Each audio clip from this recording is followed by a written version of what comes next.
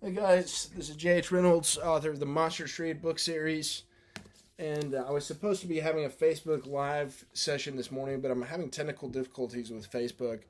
So I'm recording this video and we'll upload it later. I've received hundreds of questions the past few months about the MONSTERSTREET series and the writing process in general. And I'll be answering those over the next few minutes, maybe 10 minutes or so, 10, 15 minutes. Next question is from Gordon Elementary School in Midlothian, Virginia. And the question is, what is your favorite part of being an author? And my favorite thing is sitting down every morning with my ET cup and, creating worlds, creating things that don't exist. I can't imagine anything else in the world I would rather be doing every day than sitting down at my desk and creating worlds. Next question is from Allison at AS Elementary in Irving, Texas. Her question is, what's a spooky story that has been your favorite? My favorite scary book when I was in elementary school was Scary Stories to Tell in the Dark. The illustrations especially were so spooky.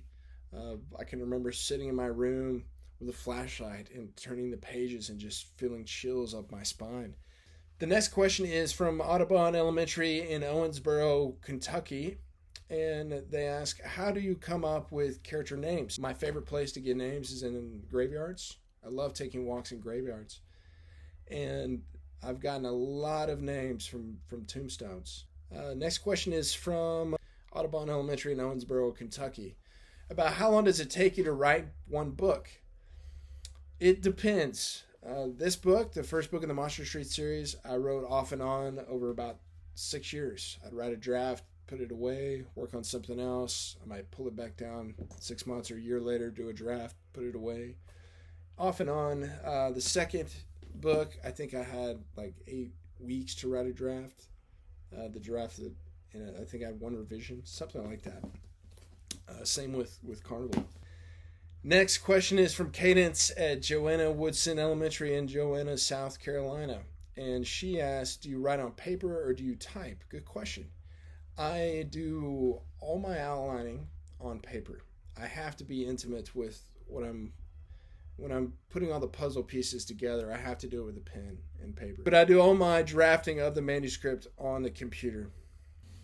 Next question is from Bill Burden Elementary in Liberty Hill, Texas. Do you limit how many pages you do in a book? I don't think about the pages, really. That's a good question. I think about word count. Word count is a big thing in the publishing world. You have to hit a specific word count for a specific market. So the MONSTERSTREET books range from about 20,000 words to 24,000 words. I believe this one's right at about 20,000 words, and I think one of these is about 24,000 words, or maybe the fourth book is 24,000. So it ranges between those, and that's on the low end of the word count for middle grade books. Middle grade goes up to 50,000, 60,000 words. Next question is from Colin and Austin at Hyde Elementary School in Clear Creek ISD. And they wrote, I noticed that one of your books is dedicated to a childhood friend. Did you include any of your memories or real names in your books? The Halloweeners is dedicated to my childhood friend Clay Rodman, who was my best friend in the neighborhood where I grew up. Every day after school, I rode my bike to his house, or he came to my house, or his house was about 50 yards away if we jumped a fence. So I would sometimes go up and jump over a neighbor's fence and be in Clay's backyard. And so he's the guy I spent so much of my childhood with. And we had this one great Halloween night where we both dressed up as Dracula. And I wanted to sort of write something that kind of immortalized that night and that friendship. And the main character of the Halloweeners is named Fisher, who was the name of another one of our friends in our neighborhood.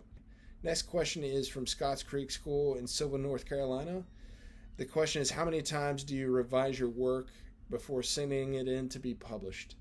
And what does the process look like? If I'm on a deadline, it's very quick. So if I have 8 weeks or somewhere around there to write a draft, then I have to sit down, outline real quick, come up with the character names, the story, write a draft, try to maybe do 1, 2 drafts, turn it in to my editor. They'll send back feedback. I do one big revision and send it back. And that's pretty much it. We might change a couple little things, but when writing on a deadline, it's like the second or third draft of the story that is going to print. And then, of course, you do copy editing. But it's an interesting process. Writing on a deadline is a different process than if you're just writing on your own. Next question is from Madison in 5th grade at Southington School in Southington, Connecticut. Madison asked, did you ever work with a mentor author? Someone that I admired in the business that I was Ray Bradbury, and I sent him a letter when I was in my mid-20s writing short stories and that kind of thing. And I sent him a letter on Halloween night one year, and 5 days later I received a phone call from him. And it was one of the best moments of my life. But we shared about a dozen phone conversations over the course of the next few years before he passed away. And he read some of my short stories and gave feedback, some poetry. He was such a huge inspiration to me at that time. And it gave me fuel that lasted over the next decade of writing and trying to break into the publishing world. And so I would say Ray Bradbury was a very important mentor. And Ray Bradbury wrote Fahrenheit 451, Something Wicked This Way Comes. You'll probably read Fahrenheit 451 in junior high or high school. Next question is from Newbridge Elementary in Ogden, Utah. And the question is, do you do any research for your books? Good question. So for Monster Street, there wasn't a whole lot of research to be done. I'm just making up these scenes with kids and scary situations. But for the first book, The Boy Who Cried a Werewolf, I did some research on werewolves and werewolf lore and the history of werewolf stories. And so I did do a little bit of research on that. And for Carnival, I did a little bit of research for carnivals and how carnivals work. And I interviewed a carny and got some really interesting information from a carny. A carny's a person that works at a carnival and travels around with a carnival. And he had grown up in a carnival family, so he grew up kind of migrating from place to place. And I got some really interesting information from him. I don't know how much of it made it into the story, but it helped me envision what that world and that life behind the scenes would be like. Research, it's like a scavenger hunt. So you find one piece of information that leads you to another piece of information, another piece of information, and it's so much fun. But the next question is from Scotts Creek School in Silva, North Carolina. And the question is, what is your favorite scary movie? When I was a teenager, my favorite scary movie was Scream. It came out when I was 15. I remember it being one of the most fun theater experiences I've ever had. Just a packed theater full of teenagers throwing popcorn and this spooky fun movie. I used to watch a lot of horror films just because it was a really interesting genre. You dealt with a lot of interesting metaphors in horror if it's done right. I haven't watched much at all since I've had kids. You become so much more aware of the bad things that can happen in the world when you're trying to make sure your kids are protected. But as far as family films, The Monster Squad is my all-time favorite monster movie. And then, Monster House, Hocus Pocus, if you consider that a spooky movie. There's some great family films. Mr. Boogedy was this interesting one. I remember watching in 3rd grade. It had this great mix of comedy and horror for elementary school kids. So go watch Mr. Boogedy and Bride of Boogedy. They were fun movies on the Disney Channel back in the day. I think it's on Disney Plus now. Next question is from Shrewsbury Borough School in New Jersey. And the question is, do you believe that monsters are real? And I think there are real monsters in the world, yes, but they're usually people who have had scary or unfortunate things happen to them and that turn them into that. But I also believe in happy endings. So I think that sometimes a little, fairy dust or love can transform those monsters back into happy people again, or into balanced people. Next question is, what did you have to do to be an author? Did you need any specific schooling? And that's from Newbridge Elementary in Ogden, Utah. That was the first question I ever asked those authors of Maxime and the Time Machine. When I wrote them that letter in 5th grade, I asked them, what do I need to major in college when I grow up? And they came back and said that, one of them had majored in history and the other one had majored in some kind of science, I believe. And they said it doesn't matter, you just need to be writing and follow your interests. And I did end up going to school for writing. I went to some college and then I moved to New York City, and I was doing all kinds of writing like a solitary hermit in Manhattan in my early 20s, mainly with screenplays. And I decided this is what I want to do. Absolutely, I can't do anything else. And I went back, finished college as a writing major. And so I did actually go to school for writing, and I found it beneficial mainly because of writing workshops where you're interacting with other writers and learning from their work, helping them figure out how to make their work better. They're trying to help you make your work better, and you learn a lot through that process. And I was in a lot of different writing groups, and I think that's where I learned the most. If you really are a writer, then no one's going to be able to talk you out of it. It's something you feel inside of you that you just have to do. You have to express these things or capture these things in your imagination and put them on paper. It's just this impulse. Let's see. Next question is from Joseph at AS Elementary in Irving, Texas. And he asked, have you ever met R.L. Stine? What's he like? And I haven't met R.L. Stine. I have emailed with him. He was very kind and read the first 2 Monster Street books. And he gave some feedback, and they put his little blurb here on the front and on the back of the Monster Street books. So I sent him an email thanking him. I sent the email through my editor at HarperCollins to R.L. Stine, thanking him for doing that, because it was one of the greatest moments of my life when I received that blurb from R.L. Stine. It was like this huge moment of validation of this long journey, writing in a very similar genre, obviously to his Goosebumps series, and then having the master himself say, "Oh, I love this. I want to live on Monster Street." It was a great moment.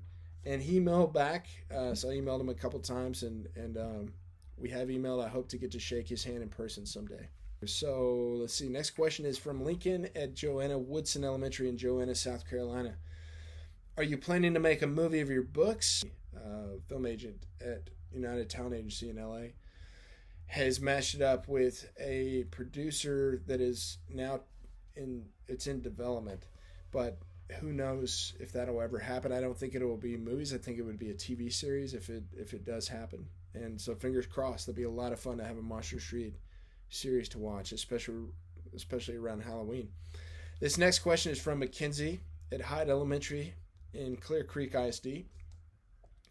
And her question is, have your kids read your books? What do they think of you being an author? They haven't read the books. They're about to turn 2 and 4. But they're very aware of, at least my oldest is very aware of what's going on. And she loves going to the book signings and giving out candy. Like people are trick-or-treating at the book signing. And she's very enthusiastic and such a cheerleader. It's been a lot of fun to get to share that experience with her. Next question is, which Monster Street book is your favorite? And that's a good question. It's hard to choose a favorite. It's kind of like choosing a favorite child. But if I had to choose one to tell anyone to read, it's a hard one. I really like Carnival. I like the themes and the metaphors and the allegory of the story a lot. That's probably my favorites. But this one is a lot of fun to read out loud. If a classroom's ever going to read one of them, I think this is a fun read aloud. Carnival is quite a bit scarier than these first 2, in my opinion. This one is from Ira ISD in Ira, Texas. Which book was the hardest for you to write? Interesting question. Probably The Halloweeners, only because it was the first book I'd ever written on a really tight deadline. I think I had 8 weeks to outline it and turn a draft into my editor. And then I got to do one revision and then turned it in. And I remember him coming back and be like, all right, we're going to go ahead and send it to copy editing. I was like, wait, what? That's it? I thought I had like 5 or 7 more drafts. And so it's like, it was a learning experience for me to realize, whoa, that's really, you just have this small amount of time. You can't just keep going back and revising and polishing every sentence in the story. Ironically, Carnival was probably the easiest for me to write. I've been taking notes on it for about 7 years. And even if most of the notes never made it into the story, I'd been living in my mind. Anytime I thought about the story, I kind of had an idea of the tone I wanted for it. So that one I wrote pretty quickly. What is your writing process like from start to finish? That is from Jude at Hyde Elementary in Clear Creek ISD. I'll get to know the characters a little bit, do a rough sketch outline, come back to the characters, tighten them up a little bit of exactly what they're going to be like, go do another outline, maybe do some more tweaking with the characters, another outline. And after the outline's finished, I then go start drafting. And I feel like I've done all the real hard work in the outlining, trying to figure out how the story's going to fit together, how everything's going to piece together. And so it's easier for me from then on out to just sit down for a couple hours. Oh, here's a draft of a chapter. And then it's just about going back and revising and making sure everything's going to stay polished. The next question is from Cassie at Trivium Academy in Dallas-Fort Worth area. And her question is, what do you do when you get stuck and can't come up with an idea? If I ever am trying to solve a story problem, if there's something I've got to figure out how it's going to fit, I go pace. I'll go walk back and forth in my study or out on the porch or outside, and I'll just think through it. And eventually, my mind, I think any creative mind, it just solves it eventually. I've never run into a story problem that I couldn't solve at some point. So you just have to have trust and faith that if you keep pondering it and you keep thinking through the possibilities, you're going to arrive at a conclusion, even if it seems like a really hard story problem. Also tell kids when I go to schools that they never have to run out of ideas because of one question. It's the most powerful question in the universe, and the question is, what if? If you bring out what if, that question, it will lead you to an infinite amount of other pathways of thought. Next question is from Gordon Elementary in Midlothian, Virginia. What is your favorite book? If you're in elementary school, my favorite book when I was a small child was Where the Wild Things Are by Maurice Sendak. But in my adult life, To Kill a Mockingbird by Harper Lee was probably, if I had to choose one, that would probably be it. My all-time favorite story, it's not really a novel, it's more of a novella, is A Christmas Carol by Charles Dickens. Next question is, if you can meet one famous author, who would you want to meet and why? Living authors, probably J.K. Rowling. Authors who lived before our time, probably Mark Twain, Ralph Waldo Emerson, Shakespeare. What is your favorite thing to do during free time? That's from Southington School in Southington, Connecticut. I love spending time with my family, but I'm also... I love astronomy. We go to the observatory. We have telescopes at our house we use. Love music, piano, guitar, bagpipes. We just got my daughter her first harmonica last Christmas. So karate as well. I love karate. And I love movies, so I love sneaking away to the movie theater. Next question, what are you currently working on? Do you plan on writing another series? From Scotts Creek School in Silva, North Carolina. Asked if you like time travel so much, why didn't you include that in your writing? And I am. It's actually in one of the 2 middle grade series. Actually, it's in 2 of the middle grade series that I have, that I'm kind of developing right now. What words of encouragement do you have for young authors? That's from Audubon Elementary in Owensboro, Kentucky. There's a video on YouTube and my website that you can look at, top 5 writing tips for kids. Make sure you're living a great story. That's the most important thing you can do, is make sure the story you're living is a good one. But thank you guys. That's all for this live session today. Appreciate all your thoughtful questions, and I hope to see you again soon. You can visit my website, JH Reynolds, for more videos about Monster Street and the writing process. And much wonder to each of you, and I'll see you again soon.